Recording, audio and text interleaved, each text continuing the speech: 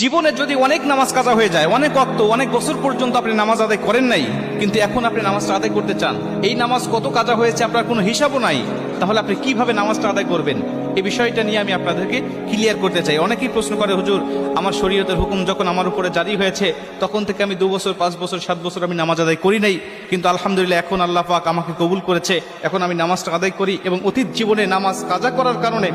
আমার ভিতরে অনুশোচনা আসছে, হুজুর নামাজগুলো আমি আদায় করতে চাই, কেমনে করে নামাজ আদায় করব? শুধু তওবা করলেই হয়ে যাবে নাকি আমাকে সেই নামাজগুলোকে হিসাব করে করে আমাকে পড়তে হবে? অনেকেই বলে, হুজুর হিসাব করা তো সম্ভব নয়, তাহলে কিভাবে নামাজটা আদায় করব? কারণ অল্প যদি ওয়াক্ত নামাজ কাজা হয়,